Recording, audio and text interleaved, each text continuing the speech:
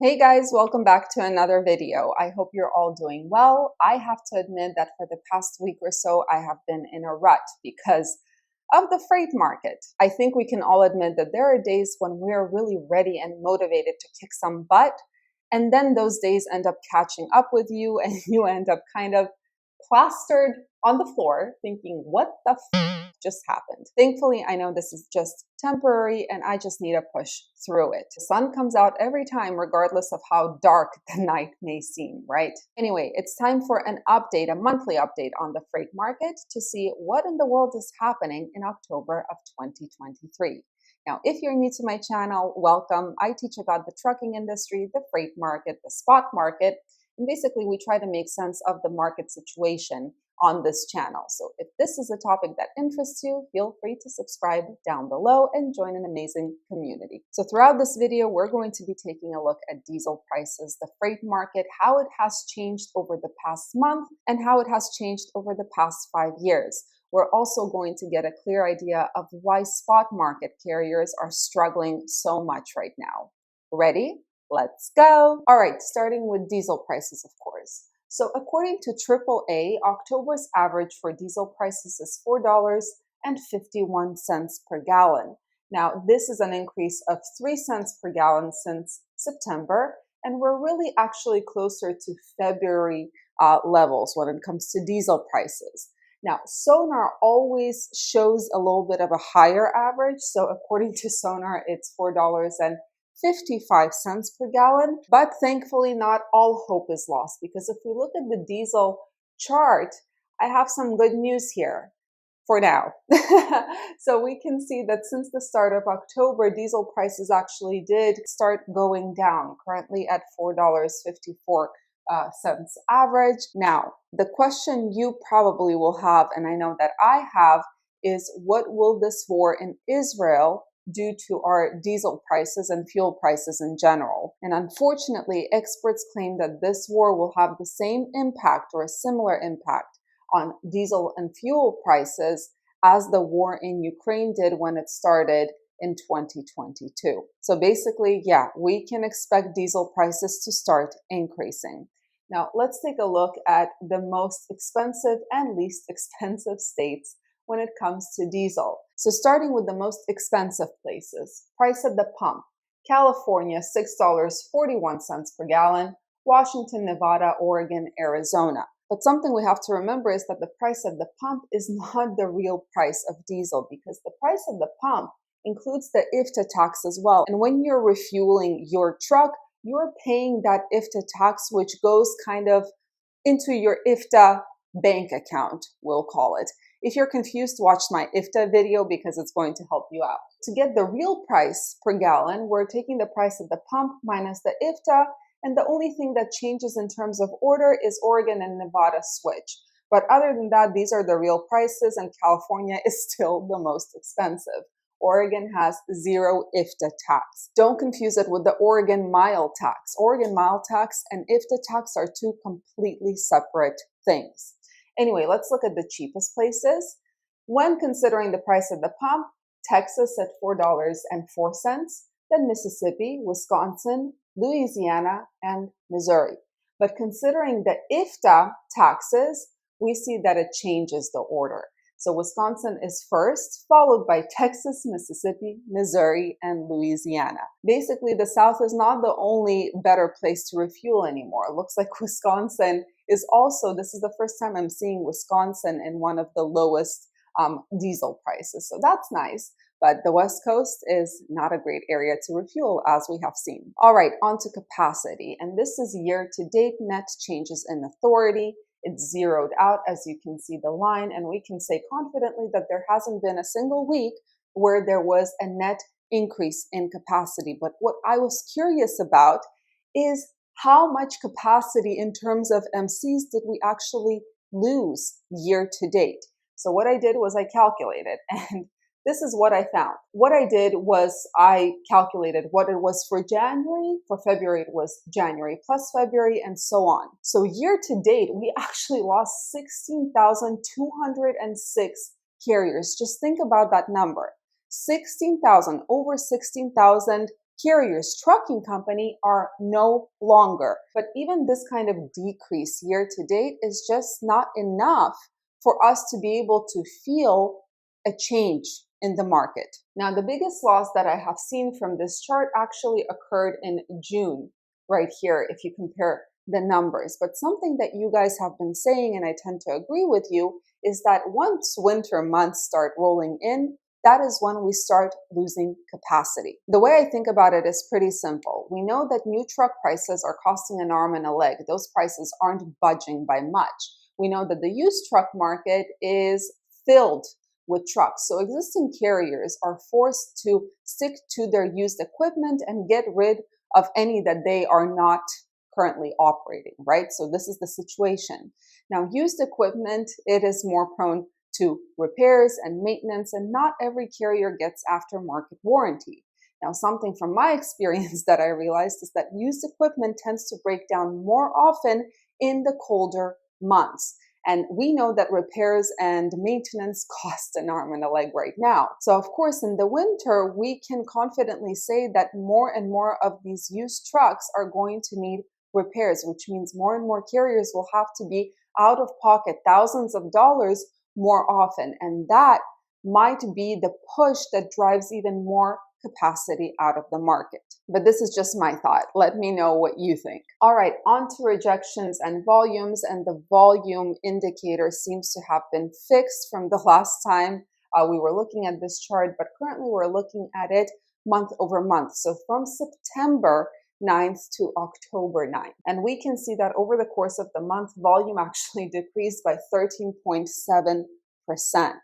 Now, in terms of rejection rates increased by 12.4% month over month. So yeah, good and bad news with this chart, and we'll take a look at how exactly this affects the spot market in just a few minutes. But now let's take a look at more specific data for flatbeds, reefers, and dry vans in terms of rejection rates. And again, this is month over month. So we can see that reefers, the red line, are down 6% month over month. Flatbeds are down 29% month over month when it comes to rejections, while dry vans are up 23% month over month. So that rejection rate that we are seeing in the general chart right here, this is primarily driven by those dry vans. But yeah, those poor flatbeds down a whopping 29% in rejections month over month. Poor flatbed operators, poor me. But are you guys actually feeling this? I know I am. With reefers and flatbeds, I am feeling the downturn. But the question is for those dry van operators. This started since October 1st. So since the beginning of this month, the rejections for dry vans went up. They did go down over the past 2 days right now. But the question is, are you guys seeing this anywhere in the spot or contract market for those dry van operators? All right, now let's take a look at a little montage of a video of the freight market to see how it has changed throughout the last month from September 9th to October 9th. And we're going to be looking at volumes and rejections on this map.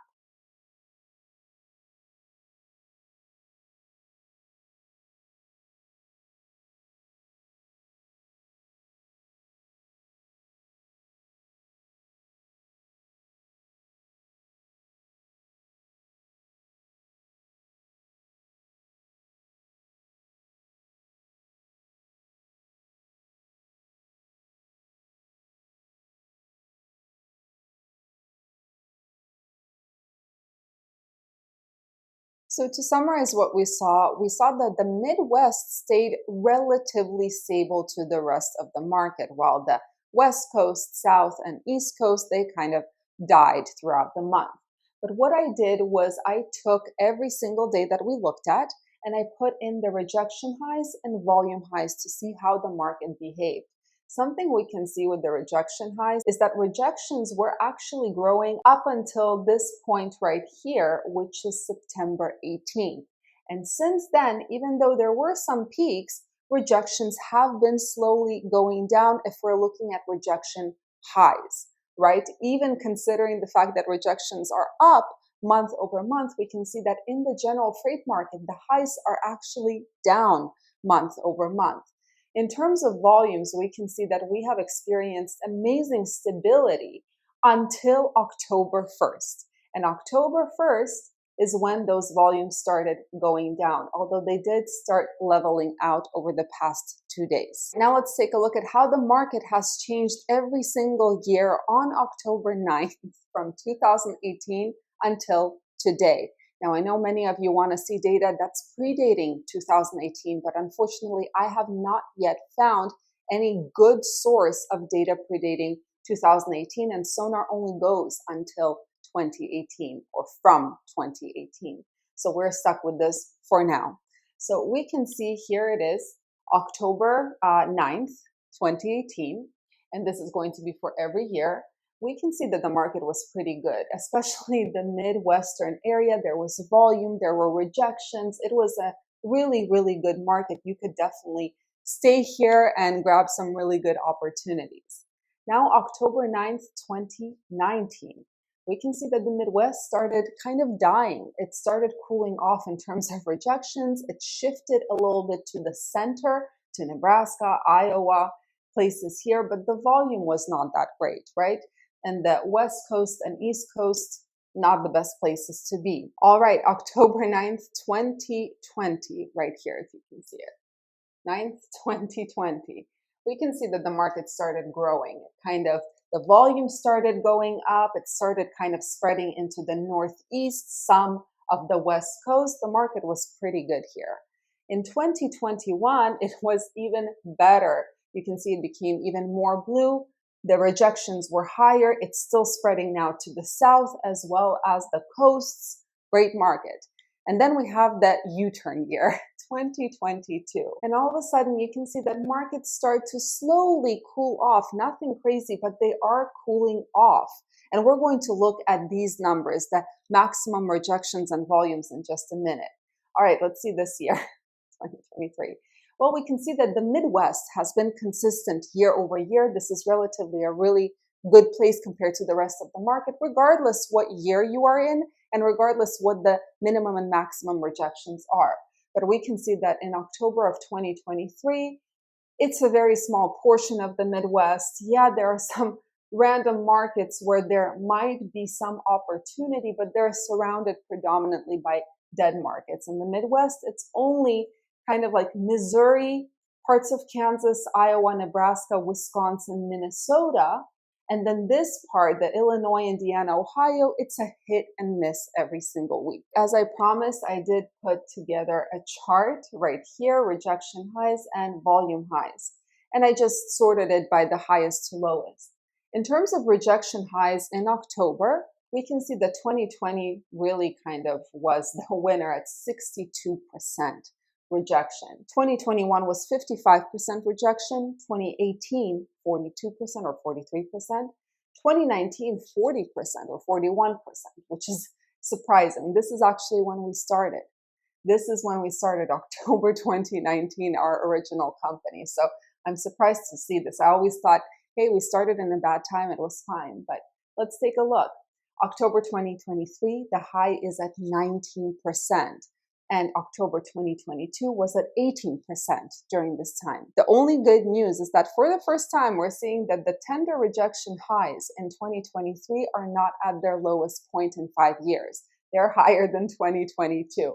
Not by much, but still, we're going to celebrate those small wins. Now, in terms of volume highs, yeah, 2023 is on last place, so it was 21, you can see the volume indices right here. And look at 2023.